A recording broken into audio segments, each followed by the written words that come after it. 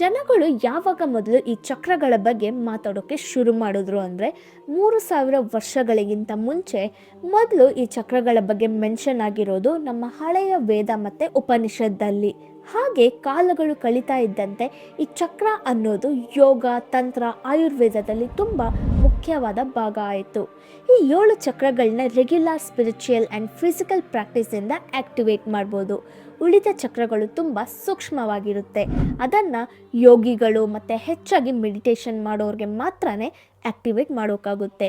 ಇವಾಗ ನಿಮ್ಮ ನಾಲಿಗೆಯಿಂದ ನಿಮ್ಮ ಬಾಯಿಯ ಮೇಲ್ಭಾಗನ ಲೈಟಾಗಿ ರಬ್ ಮಾಡಿ. ಸ್ವಲ್ಪ ಟಿಂಗ್ಲಿಂಗ್, ಕಚಗುಳಿ ಫೀಲ್ ಆಗ್ತಿದೆ ಅಲ್ವಾ? ಅದು ಯಾಕೆ ಅಂದರೆ ನಮ್ಮ ಬಾಯಿಯ ಮೇಲ್ಭಾಗದಲ್ಲಿರೋ ಚಕ್ರವನ್ನು ನಾವು ಟ್ರಿಗರ್ ಮಾಡಿದ್ದೀವಿ. ಅದರಿಂದನೇ ಆ ಸೆನ್ಸೇಷನ್ ನಮಗೆ ಬರ್ತಿದೆ. ಆಶ್ಚರ್ಯವಾಗಿದೆ ಅಲ್ಲ? ಸರಿ, ಇವಾಗ ಹೇಗೆ ಚಕ್ರಗಳನ್ನ ಆ್ಯಕ್ಟಿವೇಟ್ ಮಾಡೋದು?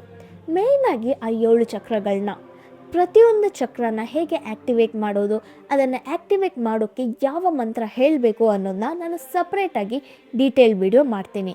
ಆದರೆ ಬೇಸಿಕ್ಕಾಗಿ ಒಂದು ಚಕ್ರನ ಆ್ಯಕ್ಟಿವೇಟ್ ಮಾಡೋಕ್ಕೆ ಏನೆಲ್ಲ ಮಾಡಬೇಕು ಅನ್ನೋದನ್ನ ತಿಳ್ಕೊಳ್ಳೋಣ. ಮೊದಲು ಮೆಡಿಟೇಷನ್. ಯಾವ ಚಕ್ರ ನಿಮಗೆ ಆ್ಯಕ್ಟಿವೇಟ್ ಮಾಡಬೇಕೋ ಆ ಚಕ್ರವನ್ನು ಫೋಕಸ್ ಮಾಡಿ ಮೆಡಿಟೇಟ್ ಮಾಡಬೇಕು. ಪ್ರಾಣಾಯಾಮ ಪ್ರಾಕ್ಟೀಸ್ ಮಾಡಬೇಕು. ಪರ್ಟಿಕ್ಯುಲರಾಗಿ ಒಂದು ಚಕ್ರನ ಆ್ಯಕ್ಟಿವೇಟ್ ಮಾಡೋ ಯೋಗ ಪೋಸ್ಚರ್ನ ಪ್ರಾಕ್ಟೀಸ್ ಮಾಡಬೇಕು. ಆ ಚಕ್ರವನ್ನು ಆ್ಯಕ್ಟಿವೇಟ್ ಮಾಡಬೇಕಾದ ಸ್ಪೆಸಿಫಿಕ್ ಮಂತ್ರನ ಹೇಳಬೇಕು. ಫಾರ್ ಎಕ್ಸಾಂಪಲ್, ಇವಾಗ ಮೂಲಾಧಾರ ಚಕ್ರನ ಆ್ಯಕ್ಟಿವೇಟ್ ಮಾಡೋಕ್ಕೆ ಲಾಮ್ ಅನ್ನೋ ಮಂತ್ರ ಹೇಳಬೇಕು. ಹಾಗೆ ಸ್ವಾದಿಷ್ಠಾನ ಚಕ್ರನ ಆ್ಯಕ್ಟಿವೇಟ್ ಮಾಡೋಕ್ಕೆ ವಾಮ್ ಅನ್ನೋ ಮಂತ್ರನ ಹೇಳಬೇಕು. ಒಳ್ಳೆ ಶುದ್ಧ ಆಹಾರವನ್ನು ಸೇವಿಸಬೇಕು. ನೇಚರ್ನ ಜೊತೆ ಟೈಮ್ ಸ್ಪೆಂಡ್ ಮಾಡಬೇಕು. ತೃಪ್ತಿಯಿಂದ ಡೈಲಿ ಜೀವನವನ್ನು ಬದುಕಬೇಕು. ಪಾಸಿಟಿವ್ ಆಗಿ ಥಿಂಕ್ ಮಾಡಬೇಕು. ಸೊ ಇದಕ್ಕೆ ರೆಗ್ಯುಲರ್ ಪ್ರಾಕ್ಟೀಸ್ ತುಂಬ ಮುಖ್ಯ. ನೀವು ಹೊಸದಾಗಿ ಶುರು ಮಾಡ್ತಿದ್ದೀರಾ ಅಂದರೆ ದಿನ 10ರಿಂದ 15 ನಿಮಿಷ ಮೆಡಿಟೇಷನ್ ಮಾಡಿ ಆ್ಯಂಡ್ ಬ್ರೀತಿಂಗ್ ಪ್ರಾಕ್ಟೀಸ್ ಮಾಡಬೇಕು. ನಂತರ 1, 2 ಇಲ್ಲ 3 ಚಕ್ರಗಳ ಮೇಲೆ ಮಾತ್ರ ಫೋಕಸ್ ಮಾಡಿ.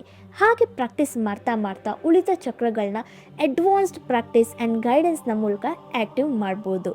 ಸರಿ, ಈ 7 ಚಕ್ರಗಳನ್ನ ಆ್ಯಕ್ಟಿವೇಟ್ ಮಾಡಿದ್ರೆ ಏನೆಲ್ಲ ಬೆನಿಫಿಟ್ಸ್ ಇದೆ ಅಂದರೆ, ತುಂಬ ಎನರ್ಜಿ ಸಿಗುತ್ತೆ, ನಿಮ್ಮ ದಿನನಿತ್ಯ ಜೀವನದಲ್ಲಿ ಚೈತನ್ಯ ಇರುತ್ತೆ, ಎಮೋಷ್ನಲ್ ಬ್ಯಾಲೆನ್ಸ್ ಮತ್ತು ಪ್ರಶಾಂತತೆ ಇರುತ್ತೆ, ಒಳ್ಳೆ ಫೋಕಸ್, ಕ್ರಿಯೇಟಿವಿಟಿ, ಕ್ಲಾರಿಟಿ, ಕಾನ್ಫಿಡೆನ್ಸ್ ಇರುತ್ತೆ, ಒಳ್ಳೆ ನಿದ್ರೆ, ಒಳ್ಳೆ ಸಂಬಂಧಗಳು, ಮುಖ್ಯವಾಗಿ ಮನಃಶಾಂತಿ ಸಿಗುತ್ತೆ.